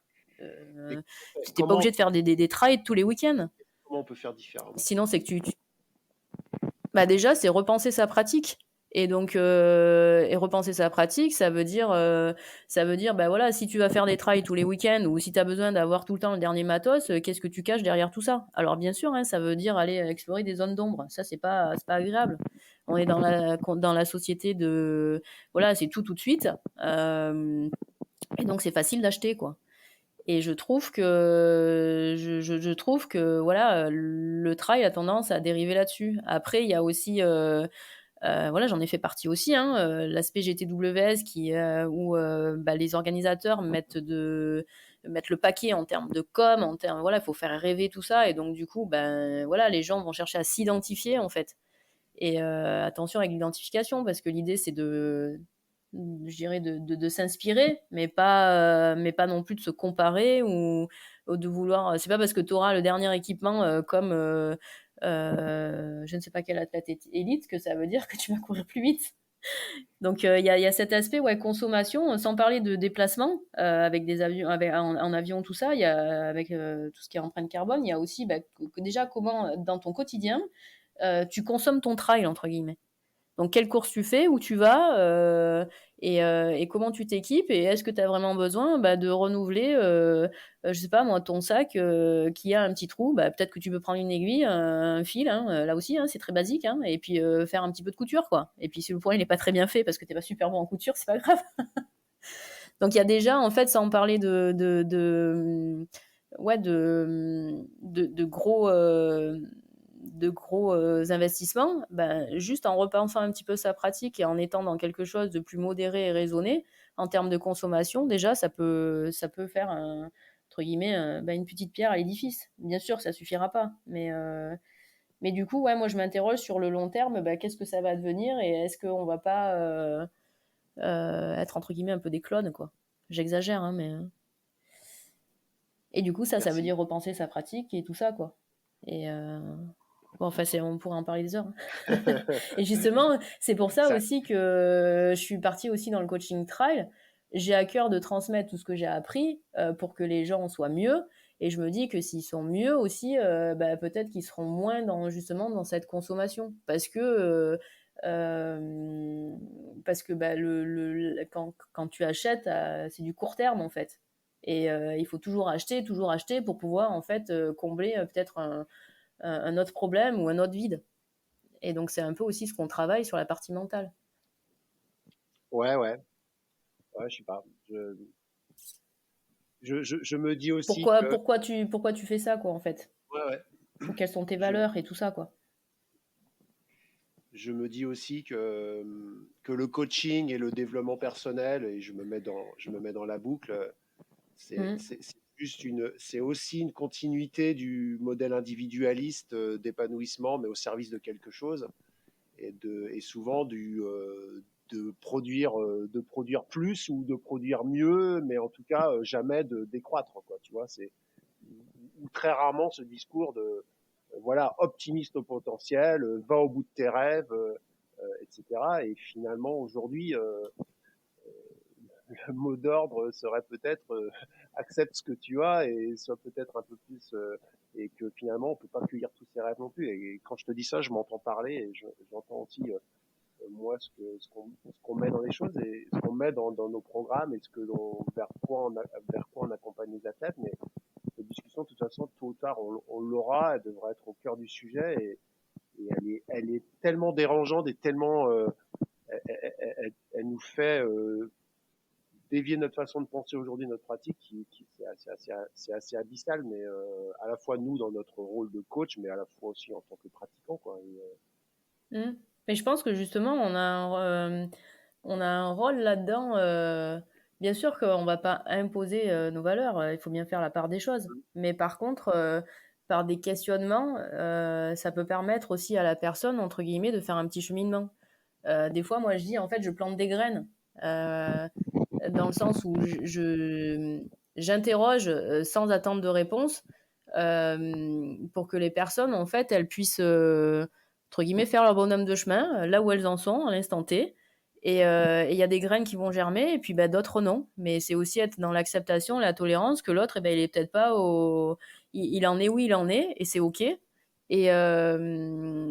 et puis que peut-être que pour le moment, bah, il est au taquet là-dedans, consommation voilà, au taquet, et puis bah, peut-être que un peu plus tard, ben, il concevra sa pratique différemment parce qu'il y aura des prises de conscience qui vont se faire petit à petit. Ou il y en a d'autres par contre où ils vont jamais percuter, hein, mais c'est pas grave non plus. Enfin, c'est pas grave, chacun son Avance, cheminement ouais, entre ouais, guillemets. bien sûr, ouais, chacun, ok. Mais l'idée, ouais, c'est de planter des graines, entre guillemets. J'aime bien cette image-là, planter des graines et interroger sur des pratiques, et un peu à l'image de ce qu'on fait là. Hein. Et puis après, bah, chacun prend ce qu'il a à apprendre dans ce qu'on partage, et chacun, en fait, ben, fait son bonhomme de chemin, ouais, par rapport à ce qu'il écoute, ce qu'il entend. Mais je pense qu'il y a un rôle aussi éducatif j'aime pas trop ce terme éducatif, mais euh, dans la façon dont on transmet justement, bah, toi peut-être les plans d'entraînement, les organisations de saison, moi bah, comment les gens peuvent enfin comment les trailers peuvent mettre du sens dans leur pratique sans pour autant courir par Monzévo, l'équilibre de vie aussi, aller vers un certain équilibre, une certaine sérénité. Alors on peut y mettre plein de choses derrière, mais l'idée c'est ça aussi. Merci Amandine. Est-ce que tu avais, est-ce que ça fait 1h30 qu'on papote. Ouais. Est-ce que tu aurais une question supplémentaire à te poser à toi-même ou un truc que tu aurais envie d'évoquer ou à me poser? Joker. Je pense qu'on a balayé plein de sujets non, ouais, Joker. Bon, très bien, J'en ai pas. super. Et puis si on a d'autres, on fera un autre podcast Ouais. dans quelques temps.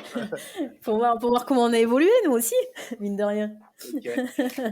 Mm. Je mettrai le descriptif de ton activité et tous tes liens dans le descriptif des podcasts, comme ça les gens pourront aussi te contacter et puis poursuivre peut-être la discussion ou avec toi. Et puis bon, s'il y a des choses qui sont parlées, Super, bah, merci. on les contacte. Il y a une règle sur les podcasts quand il y a un invité. Tu m'as dit que tu la connaissais, et ça veut dire que tu écoutes des podcasts, c'est gentil. Et tu sais Ah, que je je suis tenais. fan. Non, je rigole. Ah, c'est toi la fan. Il n'y a qu'une personne qui like tout le temps, ça doit être toi alors. Ah ouais. Je vais lâcher un peu la souris finalement. Non, mais je vais te laisser conclure tout seul ce podcast, là où tu veux nous amener. Bah, pour le coup, il faudra que tu dises quelque chose. Moi, d'ailleurs, ça peut se conclure très rapidement. Un grand merci pour ton intervention, pour ta présence. Il y avait plein de choses, il y a encore eu plein de choses à dire, mais bah, à un moment, il faut savoir aussi s'arrêter. Ouais, Et ouais, puis, on va les saouler sinon. voilà. Et puis aussi, bah, voilà, il y a déjà pour réfléchir, pour repenser. C'est aussi un peu l'idée de ces entretiens. C'était aussi, je l'attendais, bah, quelque chose où on est assez d'accord, mais le dire par deux personnes, c'est mieux. Voilà, et puis c'était des choses assez terre à terre, et la valeur par l'exemple aussi, pour moi, c'est important, et pas que théoriser des choses, mais juste faire des choses simplement et aller dans l'action. Voilà, donc merci Hein. Amandine. Bah, merci à Euh, toi aussi pour l'échange authentique qui permet aussi bah, voilà, de mettre ça te caractérise, hein, du coup, d'oser, entre guillemets, parfois un peu mettre les pieds dans le plat, hein, pour un peu bousculer aussi tout ça. Et c'est chouette d'avoir des échanges authentiques comme ça. Donc merci à toi. Allez, à toi de jouer, je me tais. Waouh, j'ai la pression là. La pression du résultat. Moi, qu'est-ce que j'aurais envie de partager? En continuité de ce qu'on a évoqué, finalement, là où vont vos pensées, va votre énergie, en fait. Et finalement, l'énergie, elle circule partout. Et lorsqu'on est dans un état, enfin, lorsque tu es dans un état d'esprit, en fait, avec des doutes, finalement, il y a pas mal de distractions qui s'invitent, on se disperse, on perd le focus, la concentration, on se dévalorise. On a tendance à se comparer, à se sentir peut-être inférieur, alors que quand vous êtes centré justement dans le travail d'introspection que je précisais et qu'on a précisé dans l'échange précédent, finalement, tu es dans l'instant présent, dans l'ici, maintenant, ce moment, tu es focus. Et les choses, elles se font de manière assez naturelle et assez automatique. Et c'est comme ça, il me semble que vous allez rencontrer un état un petit peu de flow, de plénitude, hein. Et donc là-dessus, vous avez la main. Donc, comme vous avez la main sur plein d'autres paramètres. Et donc peut-être que ça veut dire, voilà, se concentrer un peu plus sur soi, sans être dans un côté égoïste, évidemment. Mais déjà, en fait, être plus présent à soi-même, ça permet de mieux comprendre pourquoi on fait les choses et puis d'y trouver une certaine forme d'épanouissement qui n'est pas forcément lié justement au résultat et au chrono et à la place. Donc, conclusion, détachez-vous de cette obligation de réussite. Ça vous permettra de vivre des choses bien plus sympas entre elles et de mettre justement de la vie et du jeu dans votre pratique. Voilà, c'est le mot de la fin. Je ne suis pas trop... En tout cas, moi, c'est ce que j'ai à cœur de transmettre.